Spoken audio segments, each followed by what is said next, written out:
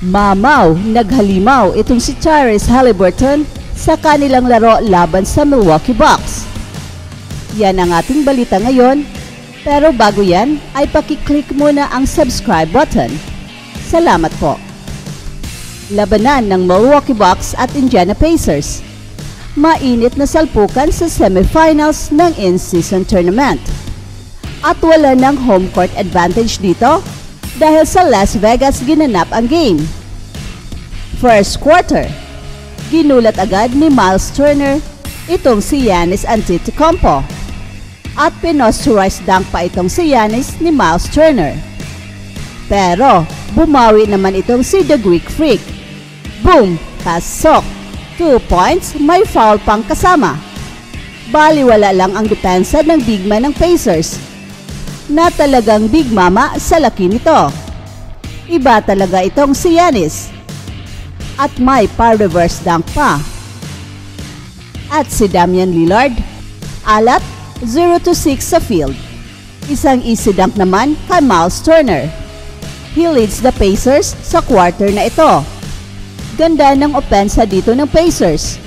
At 16 points dito ang big man ng Pacers na si Miles Turner. End of the first quarter, 29-27, lamang ang Milwaukee Bucks. Second quarter, 8-0 run ang ginawa ng Indiana Pacers para makuha ang lamang sa Bucks. At simulang bumida si Tyrese Haliburton dito. 11 points at 7 assists. At na-outplay pa ni Tyrese si Damian Lillard na 4 points lang sa first half. And the Greek Freak in attack mode. Inatake ang depensa ni Miles Turner at may pa-reverse layup pa. At isa pang dunk. 20 points na si Giannis Antetokounmpo sa first half. At isang highlight na assist ni Tyrese Haliburton kay Obi Toppin para sa tres na talagang nakakagulat. No one ever think of this pass. Patuloy ang pananalasa dito ng Indiana. Umabot na sa double figure ang lamang nila. At may pa 3-pointer pa itong si Turner. Halftime, 63-51, lamang ang Pacers. Third quarter na. Sa wakas na ipasok na rin ni Damian Lillard ang kanyang unang tres. Pero sumagot naman itong si Tyrese Haliburton ng smooth 2 points. Baliwala lang ang depensa ng big man ng Bucks na si Brook Lopez. At Chris Middleton, di rin pahuhuli sa kanyang back-to-back 3-pointers. At nagsimula nang naghasik si Dame ng 3-pointers. Nag-Dame time. Naghatid ng 3 3-pointers. Pero pumukol naman ng tres itong si Tyrese. Pero lalong umiinit itong si Dame. At pumwesto sa tres at boom! Pasok! At bumirit pa ng spin move itong si Giannis Antetokounmpo for an easy layup. Fourth quarter na. Bulagta sa sahig si Miles Turner nang harangin niya si Giannis Antetokounmpo. At gandang assist dito ni Tyrese kay Miles Turner. Pang 15 assist na ito ni Tyrese at wala pa siyang turnover. At akalain mo, si Crash Aaron Smith sinupalpal si Damian Lillard. At may pa-stare down pa itong si The Crash kay Dame. At circus shot ni Tyrese Haliburton, lusot sa kalaban. At may pa 3-pointer pa. Tapos ang game, panalo ang Indiana Pacers 122-114, talo ang Milwaukee Bucks. At pasok na sa finals itong Indiana Pacers.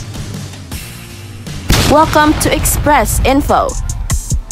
Do you want to have these exclusive Puma Rise Nitro basketball shoes? Because once we reach 200k subscribers, we will be having this giveaway. Just comment to win. Shoes are promoted by Kai Sotto himself. Just like this video, and most importantly, comment anything positive about Kai Sotto. It's easy. Commenting is the key to win. Share your positive comments about Kai Sotto. Do it now na. Win the prize. Stay tuned for more updates. Kai Sotto, mala NBA player na ang katawan. Kitang-kita na ang laki ng development. Lumapad na ang katawan, lumaki na ang mga braso, at nagsimula nang lumabas ang mga bato-bato sa katawan. Kung titingnan mo ngayon si Kai Sotto, ay masasabi mo na talagang pang-NBA na ang kanyang malapad na katawan. 3 taong pagpapalaki ng katawan ni Kai Sotto. 3 taong pagpapalaki ng kanyang katawan. Ito siya noon. At ito na si Kai Sotto ngayon. It will not take a rocket scientist to spot the difference. Napakapayat ni Kai Sotto noong nasa Team Ignite pa siya. Pero iniunti-unti ni Kai Sotto ang pagpapalaki ng kanyang katawan. Hindi kasi pwedeng biglaan ang pagpapalaki ng katawan, especially sa mga extra tall players na katulad ni Kai Sotto. Kahit noong first year pa si Kai Sotto sa Adelaide 36ers, ay napakanipis pa ng kanyang katawan. Pero mabilis rin siya. Kaya kahit na lumaki na ang kanyang katawan, ay sinisiguro rin ni Kai Sotto na kahit na lumaki na ang kanyang katawan, ay sinisiguro rin nila na hindi mawala ang kanyang bilis. Napaka-importante rin kasi ang bilis ni Kai Sotto, lalong-lalo na kapag makaabot na siya sa NBA, na kung saan lahat ng mga players doon are extra quick and mobile. Pero real talk tayo, kung makapasok man si Kai Sotto sa NBA, hindi naman siya ang pinakamabagal. Kahit isang legit 7'3", mas marami pang mas mabagal sa kanya na mas maliit naman sa kanyang height. Kaya yan ang dahilan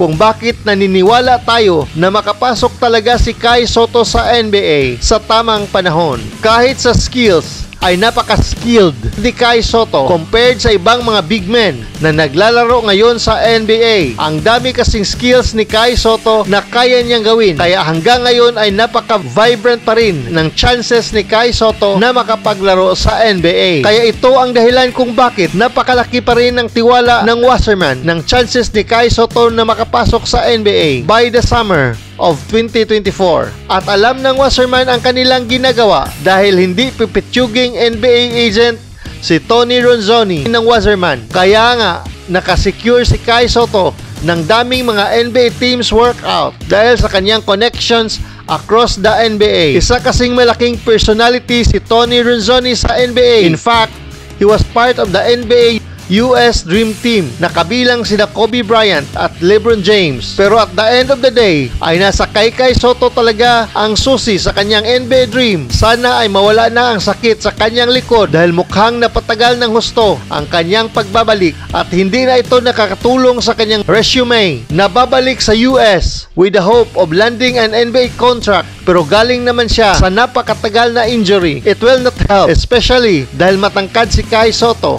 Our only prayer ay sana makapaglaro si Kai Sotto as soon as possible dahil kailangan niya ng additional experience upang mapataas niya ang level ng kanyang laro. While it is true na marami pang kailangang i-improve si Kai Sotto sa kanyang laro, hindi rin natin maipagkaila na malaki na ang improvement ni Kai Sotto sa lakas ng kanyang katawan. Whether it is enough for him to land an NBA contract remains to be seen. Makikita pa naman natin si Kai Sotto sa kanyang pagbabalik sa Japan B-League para sa Hiroshima Dragonflies at diyan natin malalaman kung totoong ready na ang kanyang katawan sa banggaan at pisikalan sa NBA.